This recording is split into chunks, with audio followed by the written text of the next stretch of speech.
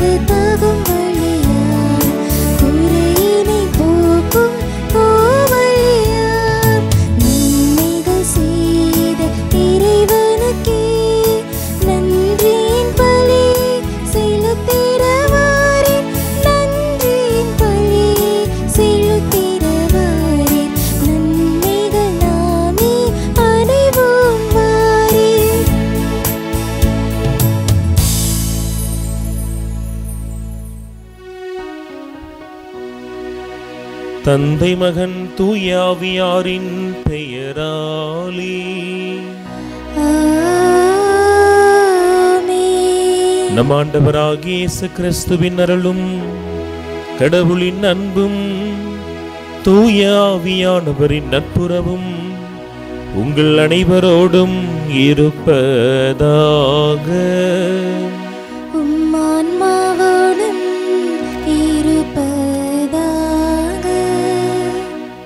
இயேசுவில் அன்பிற்குரிய கேசி வலையொலி உறவுகளே, பாலன் இயேசு பிறந்திருக்கிற இந்த அருமையான காலகட்டத்தில் இன்றைய நாளில் நாம் திருத்தூதர் யோவானுடைய விழாவினை கொண்டாடி மகிழ்கிறோம். இந்த பாலன் இயேசு கிறிஸ்து வளர்ந்து ஆண்டவருடைய பணியை செய்த பொழுது அவர் தனக்கென தேர்ந்தெடுத்து கொண்ட 12 திருத்தூதர்களுள் இயேசுவின் இதயத்துக்கு மிக நெருக்கமானவராய் இந்த திருத்தூதர் செயல்பட்டார். அவருடைய விழாவினை இன்றைய நாளில் இயேசு கிறிஸ்துவினுடைய பிறப்பின் மகிழ்ச்சியோடு இணைந்து கொண்டாடுவது உண்மையிலேயே மிக பொருத்தமானதாகும். ஆகவே இறைவனை மிக அதிகமாய் அறிந்திருந்து அன்பின் வழியே ஒருவன் இயேசுவை இறைவனை அணுக முடியும் என வெளிப்படுத்திய நம்முடைய திருத்தூதர் நமக்காய் நம்முடைய குடும்பத்திற்காய் நிறைவாக பரிந்து பேசி இத்திருப்பலியின் பலனை நாம் நிறைவாக அடைய இறைவனிடத்திலே பரிந்து பேசுவாராக. இத்தூய மரண நிகழ்வை நாம் தகுதியோடு கொண்டாட தடையாக இருக்கும் நம்முடைய பாவங்களை ஏற்றுக்கொள்வோம். எல்லாம் வல்ல இறைவனிடமும் சகோதர சகோதரிகளை உங்களிடமும் நான் பாவியென ஏற்றுக்கொள்கிறேன். ஏனெனில் என் சிந்தனையாலும் சொல்லாலும் செயலாலும் கடமையில் தவறியதாலும் பாவங்கள் பல செய்தேன். என் பாவமே என் பாவமே என் பெரும் பாவமே. ஆகையால் எப்போதும் கன்னியான புனித மரியாவையும் வானதூதர் புனிதர் அனைவரையும் சகோதர சகோதரிகளை உங்களையும் நம் இறைவனாகிய ஆண்டவரிடம் எனக்காக வேண்டிக் கொள்ள மன்றாடுகிறேன். எல்லாம் வல்ல இறைவன் நம் மீது இரக்கம் வைத்து நம் பாவங்களை மன்னித்து நம்மை நிலை வாழ்வுக்கு அழைத்துச் செல்வாராக. ஆமென்.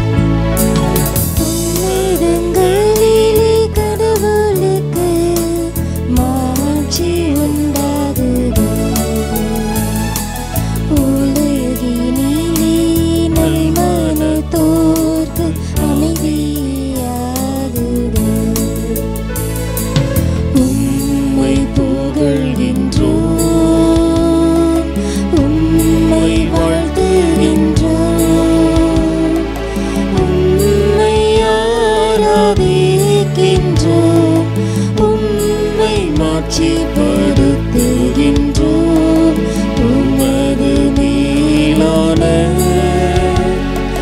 மாட்சியின் பொருட்டு உமக்கு நன்றி கூறுகின்றோம். ஆண்டவராகிய இறைவா, வானுலக அரசரே, எல்லாம் வல்ல தந்தையாகிய இறைவா, ஒரே மகனாய் உதித்த ஆண்டவரே,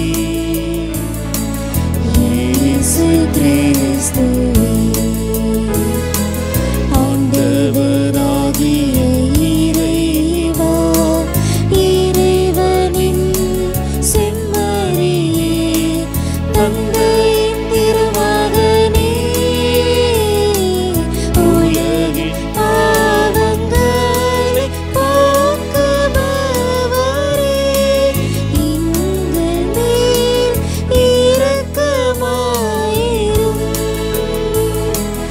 உலகின் பாவங்களை போக்குபவரே, எங்கள் மன்றாட்டை ஏற்றருளும்.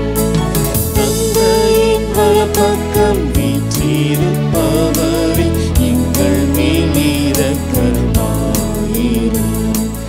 ஏனெனில் இயேசு கிறிஸ்துவே, நீர் ஒருவரே தூயவர், நீர் ஒருவரே ஆண்டவர், நீர் ஒருவரே உன்னதர், தூய ஆவியாரோடு தந்தையாகிய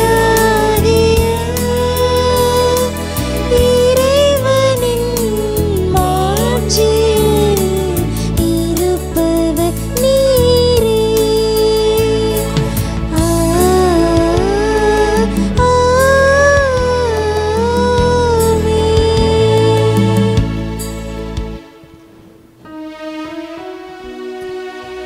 மன்றாடுவோமாக. இறைவா, திருத்துதரான புனித யோவான் வழியாக உமது வார்த்தையின் மறை உண்மைகளை எங்களுக்கு வெளிப்படுத்தினீரே. அவர் எங்களுக்கு சிறந்த முறையில் கற்பித்த உண்மைகளை நாங்கள் தகுந்த அறிவு திருடனும் புரிந்து கொள்ள எங்களுக்கு அருளாசீர் வழங்குவீராக. எங்கள் ஆண்டவராகிய இயேசு கிறிஸ்து வழியாக உம்மை மன்றாடுகின்றோம்.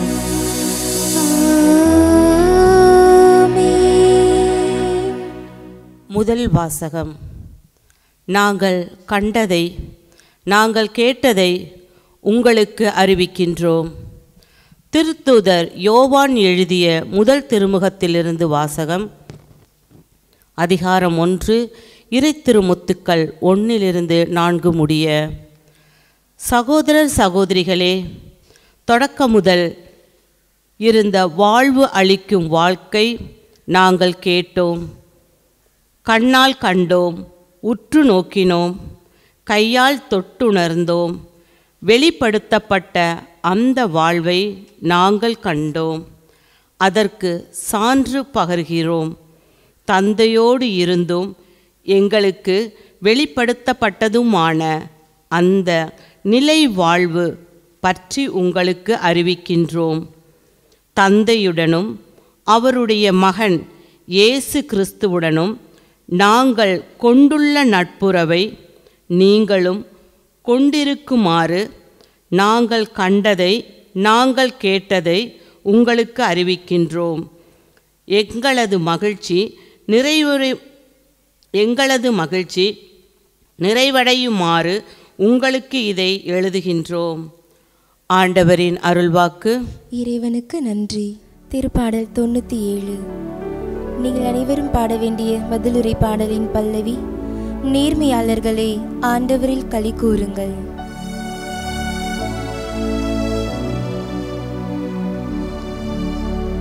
நேர்மையானர்களே ஆண்டவரில் களி கூறுங்கள். நேர்மையாளர்களே ஆண்டவரில் களி கூறுங்கள். ஆண்டவர் ஆட்சி செய்கின்றார், பூவுலகம் மகிழ்வதாக. திரளான தீவு நாடுகள் களி கூர்வரவாக.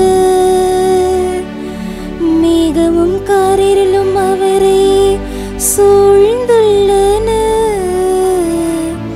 நீதியும் நேர்மையும் அவரது அரியணையின் அடித்தளம். நேர்மையாளர்களே ஆண்டவரில் களி கூறுங்கள். ஆண்டவர் முன்னிலையில், அனைத்துலகின் தலைவர் முன்னிலையில் மலைகள் மெழுகென உருகுகின்றன. வானங்கள் அவரது நீதியை அறிவிக்கின்றன. அனைத்து மக்களினங்களும் அவரது மாட்சியை காண்கின்றன.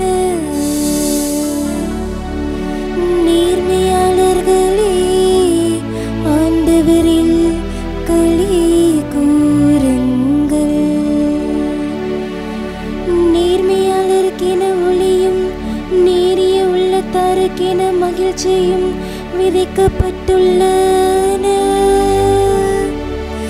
நேர்மையாளர்களே ஆண்டவரில் களி கூறுங்கள்.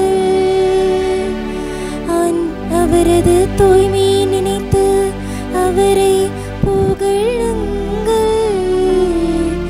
நேர்மையாளர்களே ஆண்டவரில் களி கூறுங்கள். நேர்மையாளர்களே ஆண்டவரில் களி கூறுங்கள். நேர்மையாளர்களே ஆண்டவரில் களி கூறுங்கள்.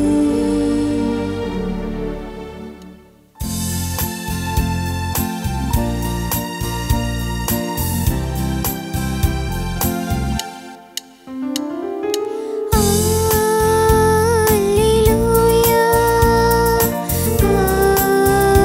alleluia, alleluia, alleluia, alleluia,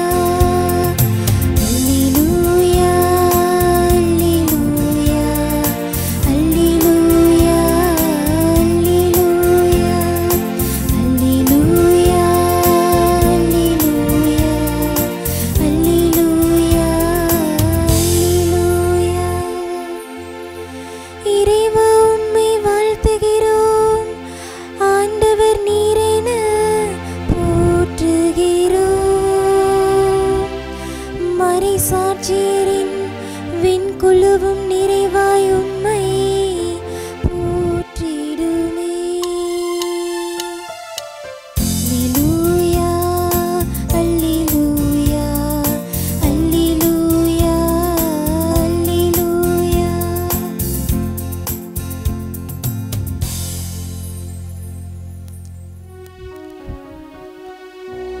ஆண்டவர் உங்களோடு இருப்பாராக.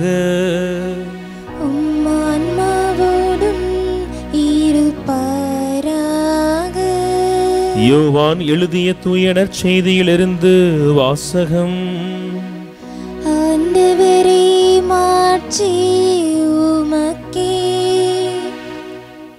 யோவான் நற்செய்தி அதிகாரம் 20 இறை வார்த்தைகள் 2 முதல் 8 முடியும்.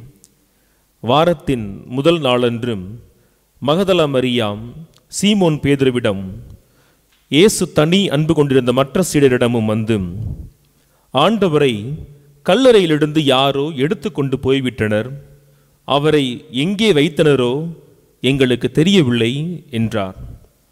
இதை கேட்டு பேதுருவும் மற்ற சீடரும் கல்லறைக்கு புறப்பட்டனர். இருவரும் ஒருமித்து ஓடினர். மற்ற சீடர் பேதுருவை விட விரைவாக ஓடி முதலில் கல்லறையை அடைந்தார். அவர் குனிந்து பார்த்தபோது துணிகள் கிடப்பதை கண்டார். ஆனால் உள்ளே நுழையவில்லை. அவருக்கு பின்னாலேயே சீமோன் பேதுருவும் வந்தார். நேரே அவர் கல்லறைக்குள் நுழைந்தார். அங்கு துணிகளையும் இயேசுவின் தலையை மூடியிருந்த துண்டையும் கண்டார். அத்துண்டு மற்ற துணிகளோடு இல்லாமல் ஓரிடத்தில் தனியாக சுருட்டி வைக்கப்பட்டிருந்தது. பின்னர் கல்லறைக்கு முதலில் வந்து சேர்ந்த மற்ற சீடரும் உள்ளே சென்றார், கண்டார், நம்பினார்.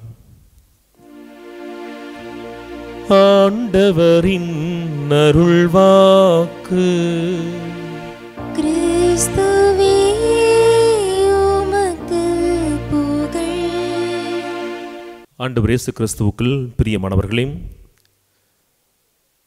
முன்னுரையில் குறிப்பிட்டபடியாக திருத்தூதர் யோவானுடைய விழாவை இன்றைய நாளில் நம்முடைய திருவையோடு இணைந்து நாம் சிறப்பிக்கிறோம். இந்த திருத்தூதர் இறை வார்த்தையினுடைய பின்னணியில் பார்க்கிற பொழுது இயேசுவினுடைய நெஞ்சத்திற்கு மிக நெருக்கமானவர்னு நாம் பல மறையுரைகளில் கேட்டிருக்கலாம். அது ஏன் என்கிற ஒரு கேள்வி வேணும், அப்படித்தானே? ஏனெனில் சில குறிப்பிட்ட நிகழ்வுகளில் இயேசுவால் தேர்ந்து கொள்ளப்பட்ட 12 திருத்தூதர்களில் 3 பேர் கூட இருப்பாங்க. சீமோன் பேதுரு, யாக்கோபு, அவருடைய சகோதரரான யோவான். இவருடைய தாய் தந்தை யாருன்னு நமக்கு தெரியும். இவருடைய தந்தை செபதேயு, இவருடைய தாய் சலோமி. ஒருவேளை இயேசு கிறிஸ்து பாரபட்சம் பார்த்தாரோ, அவர் தேர்ந்தெடுத்ததே 12 பேர் தான். அந்த 12 பேரில் ஏன் இன்னும் 3 பேரை அவர் அதிலிருந்து தேர்ந்தெடுக்கணும்னு சொல்லி நமக்கு கேள்வி எழலாம். ஏனெனில் இயேசு உருமாற்றம் அடைகிற பொழுதும், அவர் கெத்சமனே தோட்டத்தில் வேதனைப்படுகிற பொழுதும் அவரோடு இருந்த 3 திருத்துதர்களுள் நம்முடைய விழாநாயகனான யோவானும் ஒருவர். யோசித்து பார்க்கையில் இயேசு கிறிஸ்து யோவானுக்கு ஒரு வாய்ப்பை கொடுத்தார். அவரோடு இன்னும் ஒரு அடி ஆழமாய் நெருங்கி சென்று பழகுவதற்கான வாய்ப்பை. எல்லா திருத்துதர்களுக்கும், சீடர்களுக்கும், மக்களுக்கும் இயேசு தன்னை வெளிப்படுத்தினாலும் அவர் ஒவ்வொருவருக்கும் தன்னை வெளிப்படுத்தியதனுடைய நோக்கம், தன்மை வேறு விதத்தில் இருந்தது. மக்களுக்கு தன்னை ஒரு எளிய மனிதனாக வெளிப்படுத்தி இருக்கலாம். 72 சீடர்களுக்கு வேறு விதத்தில் வெளிப்படுத்தி இருக்கலாம். தன்னோடு 3 ஆண்டுகள் தங்கி கற்றுக்கொண்ட திருத்துதர்களுக்கு அவர் இன்னும் வேறு கோணத்தில் கொடுத்திருக்கலாம். நம்முடைய திருத்துதர் யோவானுக்கு இயேசு கிறிஸ்து தன்னை பற்றிய ஆழமான புரிதலை அவர் கொடுத்ததன் விளைவுதான் அவர் எழுதிய நூல்கள் இயேசுவை குறித்த அவருடைய பார்வையை மிக தெளிவாக பதிவிடுகிறது. நமக்கு 4 நற்செய்தியும் தெரியும். மத்தேயு, மார்க், லூக்கா, யோவான். அதில் மத்தேயும் மார்க்கையும் மத்தேயுவையும் மார்க்கையும் லூக்காவை என்ன சொல்கிறோம்? அவை ஒத்தமை நற்செய்திகள், சினாப்டிக் காஸ்பல்ஸ்.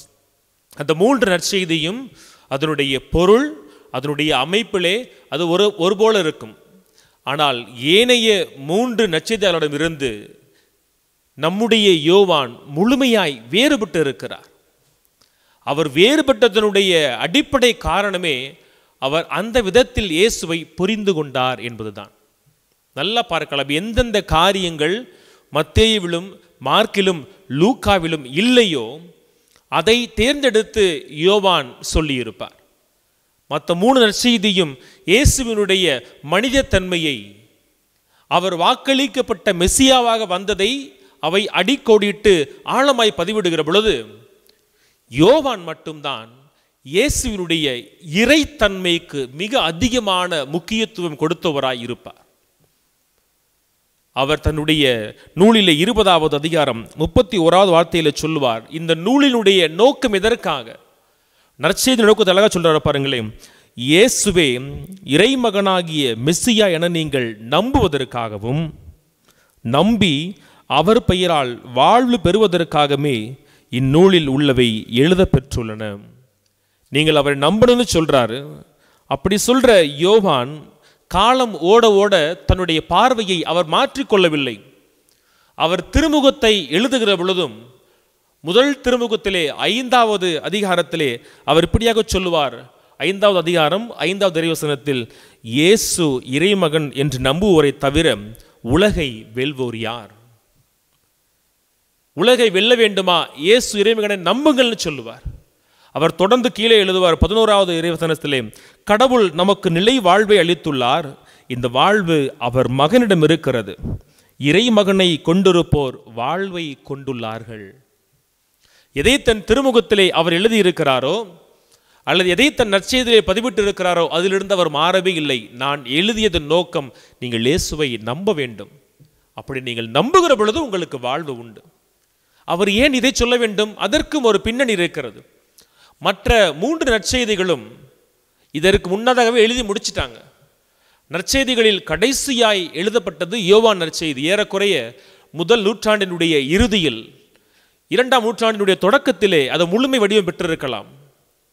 இயேசுவோடு தங்கியிருந்த திருத்தூதர்கள் அல்லது இயேசுவோடு வாழ்ந்த திருத்தூதர்கள் போதித்து அதன் வழியாக ஏற்றுக்கொண்ட மக்கள் எல்லாம் மரித்து, அந்த முதல் நூற்றாண்டினுடைய இறுதியிலே புதிய மக்கள் இயேசுவை நோக்கி வந்த பொழுது அவர்கள் இயேசுவை ஏற்றுக்கொள்வதில் ஒருவேளை தயங்கி இருக்கலாம், தாமதப்படுத்தி இருக்கலாம். ஆகவேதான் யோவான் அவர்களை தன் மனதிலே வைத்துக்கொண்டு, நீங்கள் ஒரு புதிய நெறியை நம்பிக்கை ஏற்றுக்கொள்ள வருகிறீர்களே, அவரை ஏற்றுக்கொள்வதில் தயங்க வேண்டாம், அவரை நம்புங்கள், அவர் உங்களுக்கு வாழ்வு தருவார்னு சொல்லி யோவான் முதல் நூற்றாண்டின் இறுதியில் புதிய நம்பிக்கையாளர்களுக்காய் இந்த நற்செய்தியை அவர் எழுதுகிறார். ஆகவேதான் இயேசு கிறிஸ்துவை மற்ற 3 நற்செய்திகளும் மனித தன்மையில் காண்பித்த பொழுது, நீங்கள் நம்புவதற்கு இருக்கிற அந்த இயேசு இருக்கிறாரே, அவர் இறைத்தன்மையில் மேலானவர்னு சொல்லி யோவான் தன்னுடைய நற்செய்தியில் தன்னுடைய திருமுகங்களில் இயேசுவின் இறைத்தன்மையை அவர் ஆழமாக சுட்டி காட்டுகிறார்.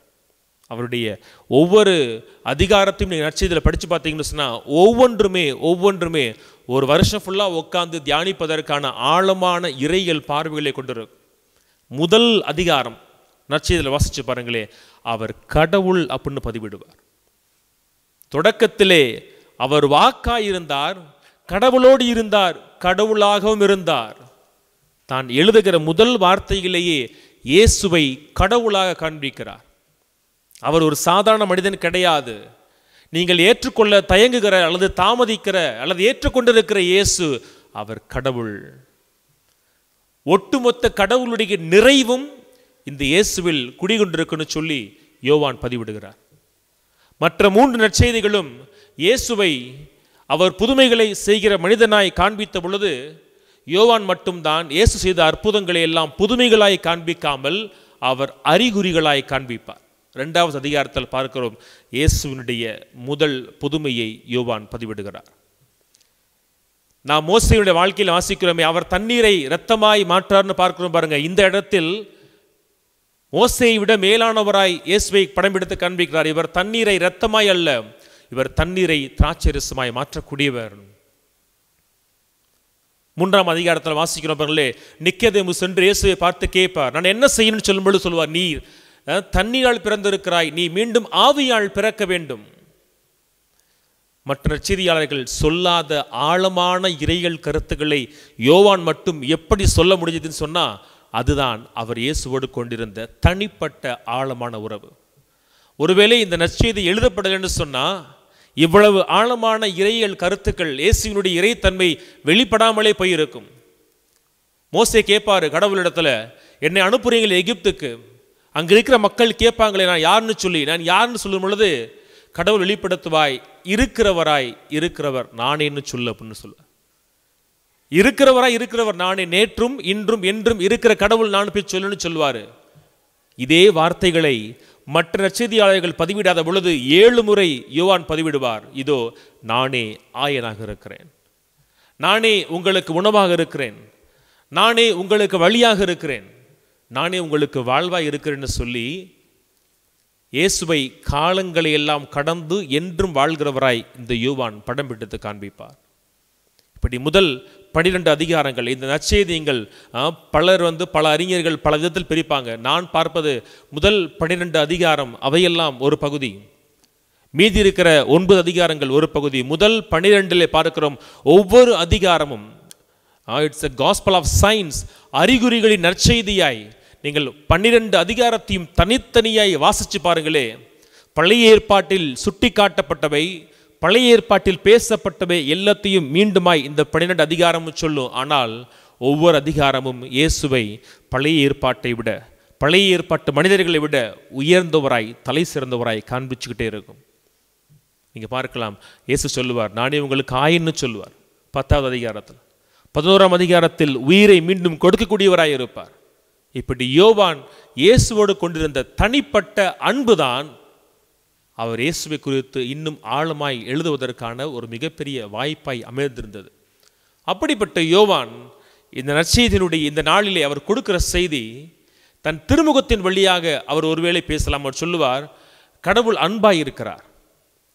உங்களிடத்தில் அன்பு இருக்குன்னு சொன்னால் உங்களிடத்தில் கடவுள் இருக்கிறார். உங்களிடத்தில் அன்பு இல்லைன்னு சொன்னால் உங்களிடத்தில் கடவுள் இல்லை அப்படின்னு சொல்லுவார். இயேசு பிறந்திருக்கிற இந்த அருமையான கிறிஸ்து பிறப்பு காலத்தில் இயேசுவோடு தனிப்பட்ட உறவு கொண்டிருந்த திருத்துதர் யோவான் அவருடைய நாளில் நமக்கு கொடுக்கிற செய்தி என்னவாக இருக்க முடியும்? நம்முடைய ஆண்டவர் அன்பாய் இருக்கிறார். அந்த அன்பை நீங்கள் கொண்டிருக்கிற பொழுது அதை உங்கள் செயலில் காட்டுங்கள்னு சொல்லுவார். நீங்கள் அவருடைய முதல் திருமுகத்தில் 3ஆம் அதிகாரம் 18 வாசிக்கிற பொழுது அவர் சொல்லுவார், பிள்ளைகளே, சொல்லிலும் பேச்சிலும் அல்ல, செயலில் உண்மையான அன்பை நீங்கள் வெளிப்படுத்துங்கள். சொல்லிலும் பேச்சிலும் அல்ல, செயலில் உங்கள் அன்பை வெளிப்படுத்துங்கள்னு சொல்லுவார். அந்த செயலை எங்கு வெளிப்படுத்தணும் என்பதற்கும் அவரே உதாரணம் சொல்லுவார். உன் கண்ணுக்கு முன்னால் தெரிகிற உன் சகோதரன், உன் சகோதரியை நீ அன்பு செய். உன் கண்ணுக்கு முன்னால் தெரிகிறவனை அன்பு செய்யன்னு சொல்வார். இது உடனே ஒரு குடும்ப உறவாய் நீங்கள் உடனே பார்த்துடக்கூடாது. ஏனால் ஒரே வயத்தில் பிறந்த சகோதர சகோதரிகளோ அல்லது உறவுக்காரர்களாக இருக்கிறவங்க எப்படி இருந்தாலும் அன்பு செய்வார்கள். அந்த உறவு என்றைக்கும் விட்டு போகாது. ஆனால் யோவான் ஒருபடி மேலே சென்று பார்க்கிறார். கடவுளை உங்கள் தந்தையாக ஏற்றுக்கொள்ளுகிற பொழுது உங்களோடு இருக்கிற ஏனைய கிறிஸ்தவர்கள் உங்கள் சகோதரனாய் சகோதரிகளாய் மாறுகிறார்கள். நீங்கள் எல்லோரையும் அன்பு செய்ய வேண்டும் சொல்லுவார். இன்னைக்கு யோவான் கொடுக்கிற செய்தி மிக சவாலானது. நம்முடைய பலவீனங்களை கடந்து, நாம் என்கிற அந்த தன்மையை கடந்து நம்மோடு வாழ்கிற சகோதரனை சகோதரியை அன்பு செய்ய முடியுமா என்பது மிகப்பெரிய ஒரு கேள்விக்குறி. மற்ற 11 சீடர்கள் பார்க்கிறோமே, எல்லோரும் மறைசாட்சியாய் மரித்தார்கள். ஆனால் நம்முடைய திருத்துதர் யோவான் மட்டும்தான் இயற்கையாக அவர் மரணித்தார். தன் வாழ்க்கையினுடைய இறுதி காலகட்டத்தில் இப்படியாக சொல்லுகிறார்கள், அவருக்கு நடக்க முடியாத காலகட்டம், மிகவும் அவர் தளர்ந்திருந்த பொழுது அவர் ஒரு இடத்தில் பேசுவதற்காக கட்டிலில் கிடத்தி கொண்டு போகிறாங்க. அவரை தோள்களிலே சுமந்து தாங்கி போகிறப்ப எல்லா மக்களும் யோவானுக்காய் காத்திருக்கிறார்கள். இயேசுவோடு வாழ்ந்த எல்லா திருத்துதர்களும் மறைசாட்சியாய் ரத்தம் சிந்தி இறந்து போனார்கள். இதோ இயேசுவை கண்ணார கண்ட ஒரே ஒரு மனிதன் வாழுகிறார், அவர் நம் மத்தியிலே வரப்போகிறார்னு சொல்லி திருத்துதர் யோவானை பார்ப்பதற்காய் மக்கள் எல்லோரும் பெருங்கூட்டமாய் கூடியிருந்த பொழுது இந்த யோவான் எதை சொல்ல போகிறார்? ஆழமான கருத்துக்களை பேசுவாரே, ஆழமான கருத்துக்களை எழுதுவாரே. இன்றைய நாளில் அவர் நமக்கு எதை வெளிப்படுத்த போகிறார்னு சொல்லி எல்லா மக்களும் காத்திருந்த பொழுது யோவான் அந்த மக்களுக்கு சொன்ன ஒரே ஒரு செய்தி, அன்பு செய்யுங்கள், அவ்வளவுதான். இதைத்தான் நான் இயேசுவிடத்திலே கற்றுக்கொண்டேன்னு சொன்னார். இதைத்தான் நான் இயேசுவிடத்திலே பார்த்தேன்னு சொன்னார். எல்லா மக்களுக்கும் அவர் மிக நீண்ட மறையுரையை கொடுக்கவில்லை. அவர் சொன்னது மிக எளிய செய்தி. இயேசுவிடத்தில் நான் கண்டது ஒன்றே ஒன்று, அவர் அன்பு செய்தார். அந்த அன்பிற்காய் தன் உயிரையும் கொடுக்கும் அளவிற்கு அவர் துணிந்தார். அவரை போல நீங்களும் அன்பு செய்யுங்கள்னு சொல்லி தன்னுடைய மறையுரையை முடித்து கொண்டார். ஒருவேளை இன்றைய நாளில் அவர் நம்மோடு வாழ்ந்திருந்தாலும், அவர் பக்கம் பக்கமாய் நற்செய்தியை திருமணர்களை எழுதியிருந்தாலும், நமக்கும் அவர் கொடுக்கிற செய்தி இது ஒன்றாகத்தான் இருக்கும், அன்பு செய்யுங்கள். உங்கள் அன்பை செயலில் காண்பியுங்கள். அந்த செயலை உங்களோடு வாழ்கிற சகோதர சகோதரி மத்தியில் செய்யுங்கள்னு சொல்லி அழைப்பை கொடுத்திருப்பார். ஒரு 2-3 நாளைக்கு முன்னாடி இயேசு பிறந்தாரே, அவரை குறித்து சொல்லுவார் அவர், கடவுள் நம் மீது வைத்த அன்பின் வெளிப்பாடு தான் அவர் தன்னுடைய மகனை அனுப்பினார்னு சொல்லி. உங்களுடைய கோவிலில், உங்களுடைய இல்லத்தில் நீங்கள் ஒவ்வொரு முறை குடிலை பார்க்கிற பொழுது அந்த குடிலில் இயேசு இருக்கிறாரே, அது அன்பின் செயல். அவர் இன்னைக்கு நமக்கு கொடுக்கிற ஒரு செய்தி தன் திருத்துதர் வழியாக, நான் உன்னை அன்பு செய்தது போல நீயும் உன் அயலானை அன்பு செய்ய முடிகிறதா? ஒருவேளை அன்பு செய்ய முடிந்தால் அதுதான் இந்த கிறிஸ்து பிறப்பு காலத்தில் அந்த இயேசுவுக்கு நீங்கள் கொடுக்கிற உண்மையான மிகச்சிறந்த காணிக்கையாக இருக்கும். என்னால் அன்பு செய்ய முடியவில்லை, ஆனால் இயேசுவுக்கு என்னால் காணிக்கை தர முடியும் என சொன்னால் அது வெறும் சடங்காக நீங்கள் செலுத்துகிற காணிக்கையின் பலன் கூட உங்களுக்கு கிடைக்காதபடி போகும். ஆகவே பிறக்க இருக்கிற புதிய ஆண்டில் இறைவன் இயேசு கிறிஸ்து திருமுழுக்கு யோவானை பயன்படுத்தியவர், திருத்துதர்களை பயன்படுத்தியவர், உங்களையும் அன்பின் வழியாக பயன்படுத்த ஆசைப்படுகிறார்.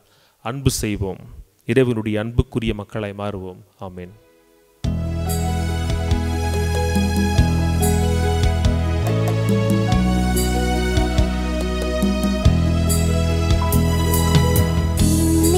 தந்தேன், எல்லாம் தந்தேன், என் வாழ்வை பலியாக்கவே. உள்ளம் தந்தேன், உமக்கே தந்தேன், பிறரன்பு பணி செய்யவே. என்னை தந்தேன், எல்லாம் தந்தேன், என் வாழ்வை பலியாக்கவே.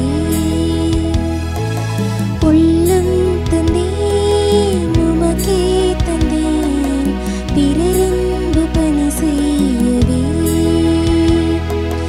என் இயேசுவே, என் ஜீவனே, உம்மோடு உறவாடவே. என் இயேசுவே, என் ஜீவனே, உம்மோடு உறவாடவே. என்னை தந்தேன், எல்லாம் தந்தேன், என் வாழ்வை பலியாக்கவே. சகோதர சகோதரிகளே, என்னுடையதும் உங்களுடையதுமான இப்பலி எல்லாம் உள்ள தந்தையாகிய இறைவனுக்கு ஏற்றதாகும்படி மன்றாடுங்கள். ஆண்டவர் தமது பெயரின் புகழ்ச்சிக்காகவும் மாட்சிக்காகவும் நமது நன்மைக்காகவும் புனித திருவின் அனைத்து நலனுக்காகவும் உமது கையிலிருந்து பலியை ஏற்றுக்கொள்வாராக. ஆண்டவரே, நாங்கள் உமக்கு ஒப்பு கொடுக்கும் காணிக்கைகளை மனமு வந்து ஏற்று புனிதப்படுத்த உம்மை வேண்டுகின்றோம். அதனால் திருவிருந்து என்னும் ஊற்றிலிருந்து உம் திருத்தூதர் யோவானுக்கு நீர் வெளிப்படுத்திய நிலைவாழ்வு தரும் வார்த்தையின் மறைபொருளை நாங்களும் இவ்விருந்தின் வழியாக புரிந்து கொள்வோமாக. எங்கள் ஆண்டவர் ஆகிய இயேசு கிறிஸ்து வழியாக உம்மை மன்றாடுகின்றோம்.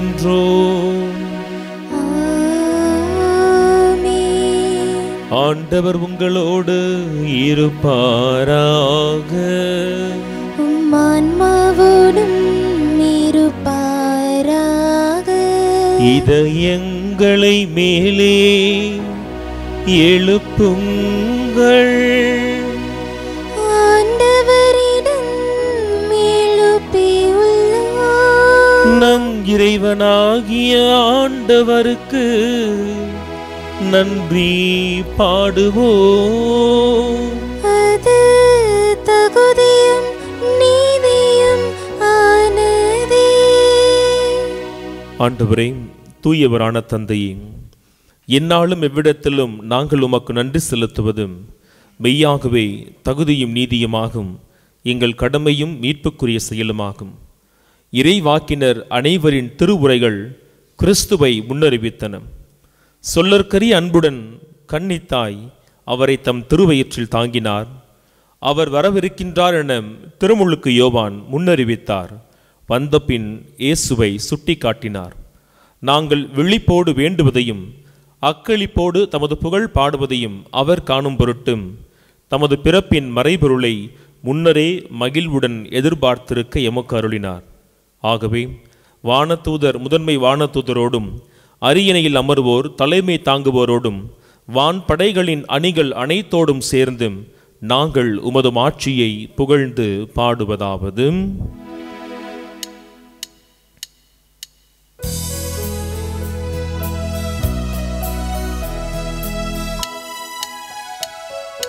தூயவர் தூயவர் தூயவர் வான் படைகளின் கடவுளாம் ஆண்டவர். விண்ணகமும் மண்ணகமும் உமது மாட்சியால் நிறைந்துள்ளன. உன்னதங்களிலே ஓசன்னா, உன்னதங்களிலே ஓசன்னா. ஆண்டவர் பெயரால் வருகிறவர் ஆசி பெற்றவர்.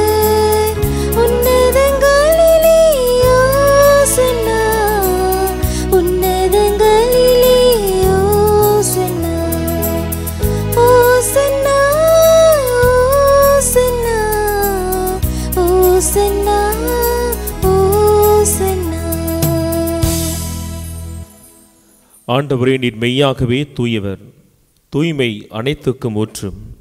ஆகவே உம்முடைய ஆவியை பொழிந்தும் இக்காணிக்கைகளை தூய்மைப்படுத்த உம்மை வேண்டுகின்றோம். இவ்வாறும் எங்கள் ஆண்டவர் இயேசு கிறிஸ்துவின் உடலும் இரத்தமுமாக எங்களுக்கு இவை மார்பனவாகும். அவர் பாடுபட உளம் கனிந்து தம்மை கையளித்த போதும் அப்பத்தை எடுத்து நன்றி செலுத்தி அதை பிட்டு தம் சீடர்களுக்கு வழங்கி கூறியதாவது: அனைவரும் இதிலிருந்து பெற்று உண்ணுங்கள், ஏனெனில் இது உங்களுக்காக கையளிக்கப்படும் என் உடல்.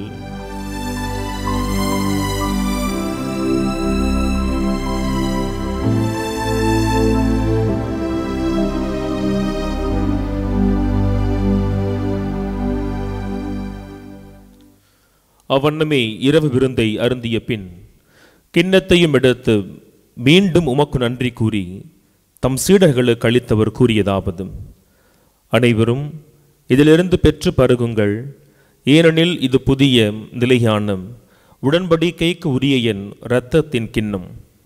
இது பாவ மன்னிப்புக்கென்றும் உங்களுக்காகவும் பலருக்காகவும் சிந்தப்படும்.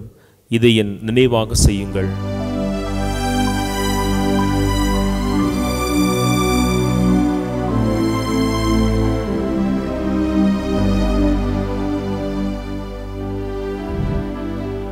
நம்பிக்கையின் மறைபொருள். ஆண்டவரே, நீர் வரும் அளவும் உமது இருப்பினை அறிக்கையிடுகின்றோம், உமது உயிர்ப்பினையும் எடுத்துரைக்கின்றோம்.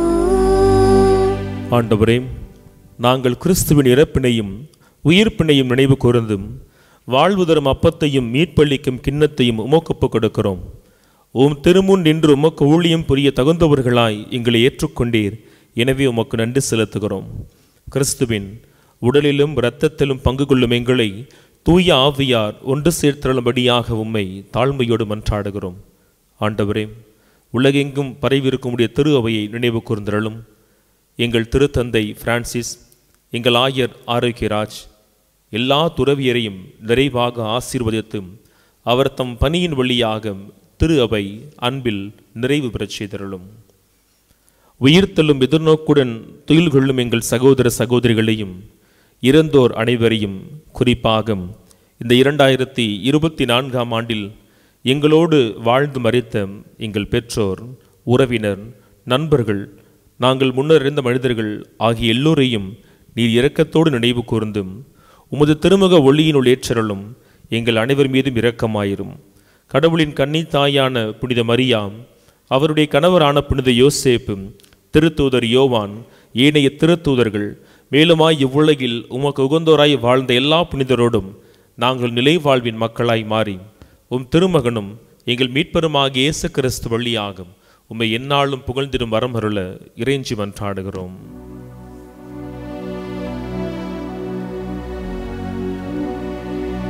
இவர் வழியாக இவரோடு இவரில் எல்லாம் வல்ல இறைவனாகிய தந்தையே, தூய ஆவியாரின் ஒன்றிப்பில் எல்லா புகழும் மாட்சியும் என்றென்றும் உமக்கு உரியதே.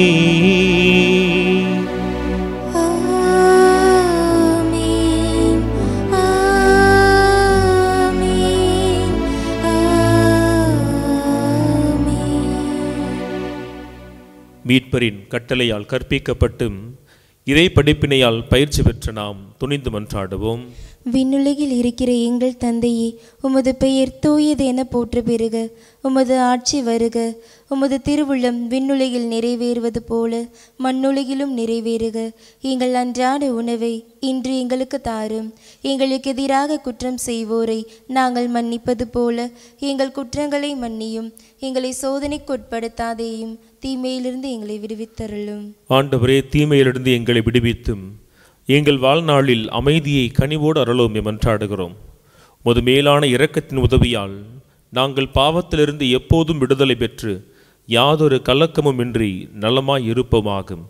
நாங்கள் எதிர்நோக்கி இருக்கும் பேரின்பத்துக்காகவும் எங்கள் மீட்பராகிய இயேசு கிறிஸ்துவின் வருகைக்காகவும் ஆவலோடு காத்திருக்கின்றோம். ஏனெனில் ஆட்சியும் வல்லமையும் மாட்சியும் என்றென்றும் உமதே. ஆண்டவரே இயேசு கிறிஸ்துவே, உலகம் தர முடியாத மனித அறிவையெல்லாம் கடந்த இறை சமாதானத்தை எங்களுக்கு வழங்குவீர் என வாக்களித்தீரேன். எங்கள் பலவீனங்கள் பாவங்கள் நீர் வாக்களித்த அமைதியை பெற்றுக்கொள்வதற்கு தடையாய் இல்லாதபடி உம்மீதான எங்கள் எளிய நம்பிக்கை மட்டுமே கண்ணோக்கி எங்களுக்கும் எங்கள் குடும்பத்திற்கும் நிலையான நிறைவான அமைதியை ஒற்றுமையை தந்தொள்வீராக. என்றென்றும் வாழ்ந்து ஆட்சி செய்கின்றவர் நீரே. ஆமென். நம் ஆண்டவர் இயேசு கிறிஸ்துவின் அமைதி உங்களோடு என்றும் இருப்பதாக. உம் ஆன்மாவோடும் இருப்பதாக. ஒருவருக்கொருவர் அமைதியை பகிர்ந்து கொள்வோம். உலகின் பாவங்களை போக்கும் இறைவனின் செம்மறியே, எங்கள் மேல் இரக்கமாயிரும். உலகின் பாவங்களை போக்கும் இறைவனின் செம்மறியே, எங்கள் மேல் இரக்கமாயிரும். உலகின் பாவங்களை போக்கும் இறைவனின் செம்மறியே, எங்களுக்கு அமைதியை அளித்தருளும். இது இறைவனின் செம்மறி. இவரை தாமே திருமுழுக்கு யோவான் சுட்டி காட்டினார். அவரை போல நம்முடைய திருத்துதர் யோவானும் தன் வார்த்தையின் வழியாக இயேசுவை இந்த உலகத்திற்கு இன்னும் ஆழமாய் சுட்டி காட்டினார். இவருடைய திருவிருந்திற்கு அழைக்கப்பெற்ற நாம் அனைவரும் பேறு பெற்றவர்கள். ஆண்டவரே, நீர் என் இல்லத்தில் எழுந்தருள நான் தகுதியற்றவள். ஆனால் ஒரு வார்த்தை மட்டும் சொல்லியருளும், எனது ஆன்மா நலமடையும். ஆசை திருவிருந்துக்கான மன்றாட்டு. ஆண்டவரே, நீர் என் இல்லத்தில் எழுந்தருள நான் தகுதியற்றவன். ஆனால் ஒரு வார்த்தை மட்டும் சொல்லியருளும் என்று நூற்றுவர் தலைவன் ஜெபித்தது போல நாங்களும் இப்போது உம் திருப்பாதம் பணிந்து வேண்டுகிறோம். இனிய இயேசுவே, நாங்கள் தகுதியற்றவர்களாய் இருந்தாலும் எங்கள் தகுதியின்மையை பாராமல் நீர் எங்கள் உள்ளங்களில் எழுந்து வாரும். உம் அன்பிலும் அருளிலும் நாங்கள் நிலைத்திருக்க எம்முள் எழுந்து வாரும். உம் பிள்ளைகளாக உயிருள்ள உண்மை சாட்சிகளாக உமது நற்செய்தின்படி வாழ்பவர்களாக எங்களை உருமாற்ற வாரும். தந்தையின் திருவுளப்படி வாழ்ந்திட எங்களுக்கு துணை புரிந்திட வாரும். நன்மை செய்வதில் ஆர்வமுள்ளவர்களாய் தீமைகள் அனைத்திலிருந்தும் விடுதலை பெற்றவர்களாய் வாழவும் எங்களை வழிநடத்த வாரும். எல்லா நலன்களும் வளங்களும் எங்களை நிரப்ப வாரும். ஆமேன்.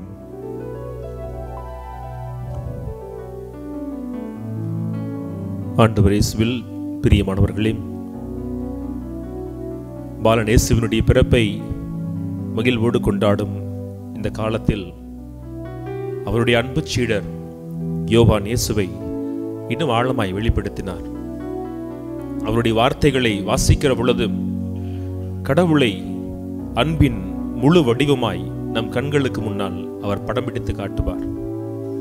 மத்தேயுவும் மார்க்கும் லூக்காவும் சொல்லாத அநேக காரியங்களை, இயேசுவினுடைய தெய்வீக தன்மையை தன் வார்த்தைகளில் அழுத்தமாய் அடிக்கோடிட்டு காட்டிய திருத்துதர் யோவானுடைய பரிந்துரைக்காக இந்த வேளையிலே நாம் அவருடைய வார்த்தைகளையே சார்ந்து இந்த ஜெப வேளையில் நம்மை ஒப்புக் கொடுப்போம்.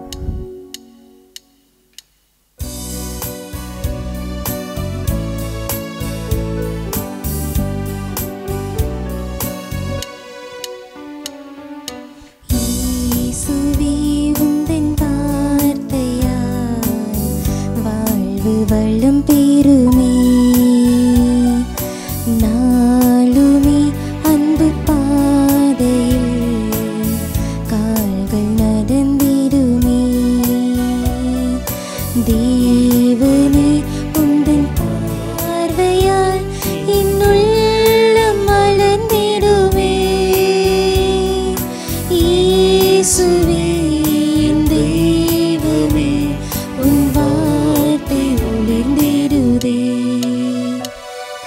இயேசுவே, உந்தன் வார்த்தையால் வாழ்வு வளம் பெறுமே. அன்பின் ஆண்டவரே, இந்த அருமையான நாளுக்காய், இந்த திருப்பலிக்காய் நன்றி செலுத்துகிறோம். ஆண்டவரே, திருத்துதர் யோவான் இயேசுவை குறித்து எழுத துவங்குகின்ற பொழுதே தொடக்கத்திலே அவர் வார்த்தையாக உம்மோடு இணைந்திருந்தார், கடவுளாய் இருந்தார் என பதிவிடுகிறார்.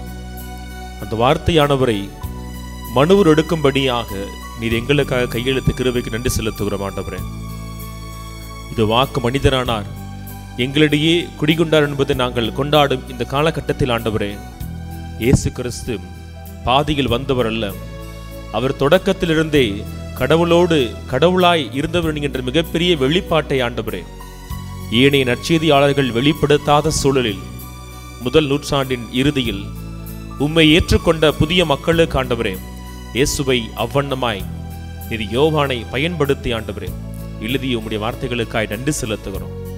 இந்த வார்த்தையானவர் அவர் வாழ்வாய் இருக்கிறார் என சொல்லி யோவான் வெளிப்படுத்தியதற்கு ஆண்டவரே நன்றி செலுத்தும் அதே வேளையில் ஒவ்வொரு திருப்பலியிலும் அந்த வார்த்தை எங்களுக்குள் நிறைவாய் தங்கிடும்படியாக நாங்கள் கேட்கிற வார்த்தையெல்லாம் நல்ல நிலத்தில் விழுந்த விதையைப் போல அது 100 மடங்கு பலன் தரும்படியாக எங்கள் உள்ளத்தை ஆண்டவரே நல்ல நிலமாய் மாற்றி உம்முடைய வார்த்தை எங்களுக்குள் 100 மடங்கு நிறைவாய் பலனை கொடுக்கவும் அப்படியாய் கனி கொடுக்கிற பிள்ளைகளாய் நீர் எங்களை மாற்றியுள்ளும்படியாக உம்மை நோக்கி நாங்கள் கரம் குவிக்கிறோம் ஆண்டவரே.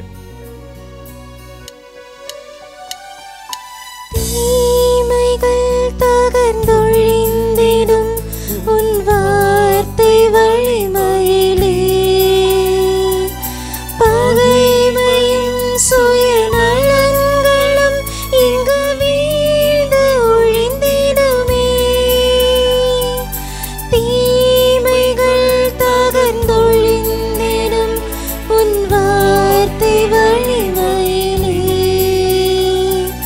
பகைமையும் சுயநலங்களும் இங்கு வீழ்ந்து ஒழிந்திடுமே.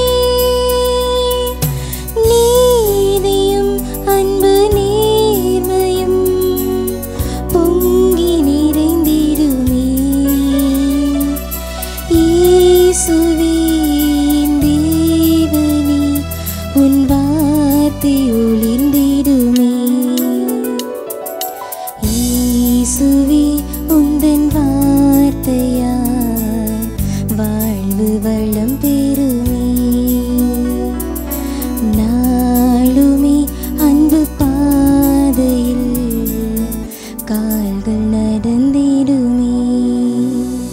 அன்பின் தகப்பனே, 20வது அதிகாரம் 31வது வார்த்தையில் யோவான் இப்படியாக எழுதுகிறார், ஆண்டவர் மெஸ்ஸியா என நம்புவதற்கும் அவர் வழியாக நிலை வாழ்வை பெறுவதற்குமாகவே இந்த நூலை எழுதுவதாக பதிவிடுகிறாரே.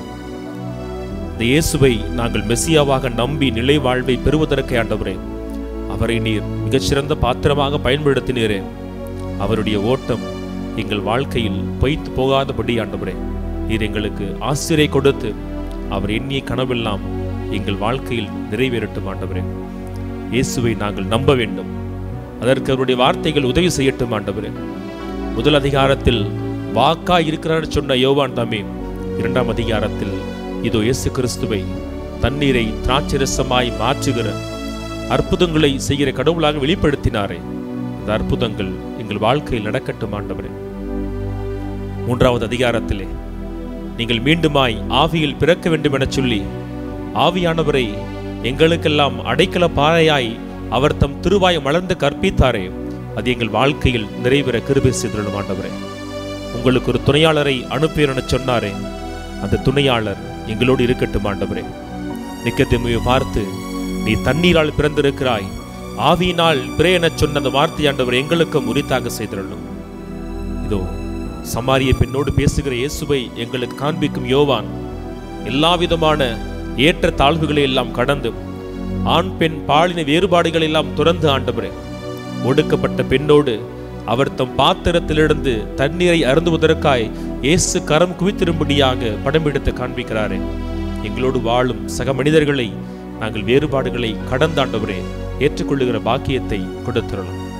தேவரீர் ஓய்வு நாள் என்பது ஆண்டவருக்கு உட்பட்டிருக்கிறது என சொல்லி நன்மை செய்வதற்கு எந்த விதமான நாளும் நேரமும் தடையில்லை என சொல்லி ஆண்டவரே 5ஆம் அதிகாரத்தில் பல ஆண்டுகள் முடங்கி கிடந்த மனிதனை இயேசு சுகப்படுத்துகிறார் என்கின்ற வார்த்தையை யோவான் வெளிப்படுத்துகிறாரே.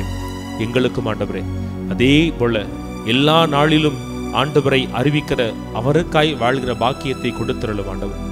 உங்கள் முன்னோர்கள் எல்லாம் மன்னாவை உண்டார்கள், அவர்கள் மரணித்து போனார்கள். இதோ நான் விண்ணகத்திலிருந்து இறங்கி வந்த உணவாக இருக்கிறேன், என்னை உண்கிற பொழுது நீங்கள் ஒரு நாளும் சாக மாட்டீர்கள் என சொல்லி 6ஆம் அதிகாரத்தில் யோவான் எழுதுகிறாரே, ஒவ்வொரு முறை நற்கருணை உட்கொள்கிற பொழுது ஆண்டவரே, அது எங்கள் ஆன்மாவின் உணவு என்பதை உணர்ந்து ஆண்டவரே, தகுந்த தயாரிப்போடு பரிசுத்தத்தோடு அதை நாங்கள் பெற்றுக்கொள்ளுகிற பாக்கியத்தை கொடுத்தருளும். நானே உங்களுக்கு நல்ல ஆயன் என இயேசு தம்மை வெளிப்படுத்துகிறாரே, நான் உங்களுக்கு வாயில் என சொல்லுகிறாரே, இது எங்களுக்கு வாயிலும் ஆயினமாய் இருக்கிற இயேசுதாமே இந்த ஆண்டு முழுமைக்கும் பாதுகாத்து வழிநடத்தியது போல பிறக்க இருக்கிற புதிய ஆண்டிலும் ஆண்டவரே எங்களை அவர் கரம் பிடித்து வழி நடத்தட்டும். தன் சீடர்களை நோக்கி, நான் உங்களை திக்கற்றவர்களை விடமாட்டேன், என் தந்தையிடத்தில் செல்லுகிறேன், உங்களுக்கான இடத்தை ஏற்பாடு செய்கிறேன், நான் இருக்கும் இடத்தில் என்னோடு இருப்பேன் என்ற வார்த்தையின்படி ஆண்டவரே நாங்கள் வாழ்கிற வாழ்க்கை நிமித்தமாக விண்ணகத்திலே ஆண்டவரை முகமுகமாய் காண்கிறபடியான நிலையான இடத்தை நாங்கள் உயிர்த்தாக்கிக் கொள்கிறபடி ஆண்டவரே இந்த புது வருடம் ஆண்டவரை நோக்கி அவர் தம் வார்த்தையை நோக்கி எங்களை திருப்புகிற ஒரு இரட்சிப்பின் ஆண்டாக தேவரின் நேர்தாமே திருத்துதர் யோவானின் பரிந்துரை பெயரால் தந்திரளும்படியாக எங்கள் ஆண்டவர் இயேசு கிறிஸ்துவின் நாமத்தில் ஜெபிக்கிறோம். ஜெபம் கேளும் எங்கள் நல்ல பிதாவே.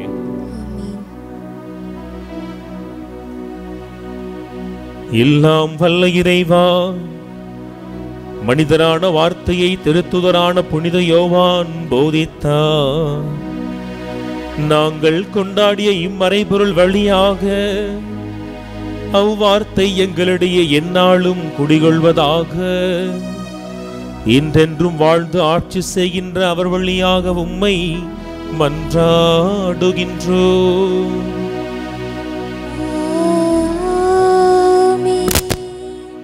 ஆண்டவர் உங்களோடு இருப்பாராக.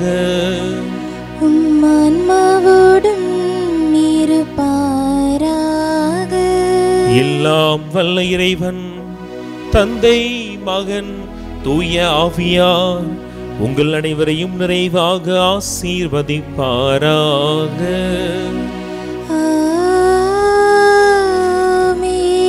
சென்று வாருங்கள், திருப்பலி நிறைவேறிற்று. இறைவனுக்கு நன்றி.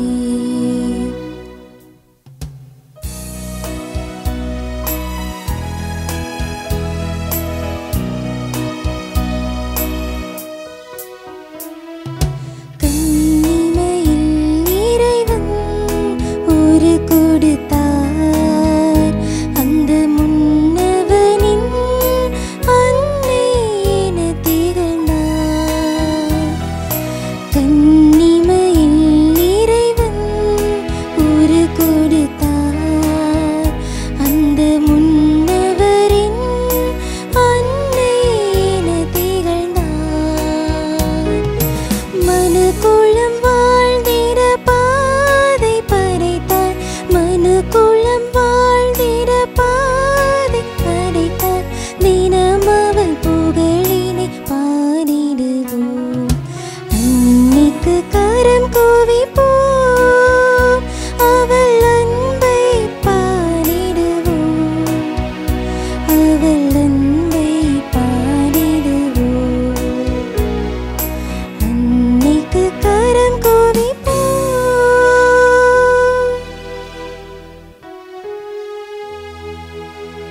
நிலையான புகழுக்குரிய தூய இறை நற்கருணைக்கு எல்லா காலமும் தொழுகையும் புகழும் போற்றியும் மாற்றியும் உண்டாக கடவது. தந்தை, மகன், தூய ஆவியின் பெயராலே ஆமீன். Subscribe to KC Trichy YouTube channel. Like, share and comment.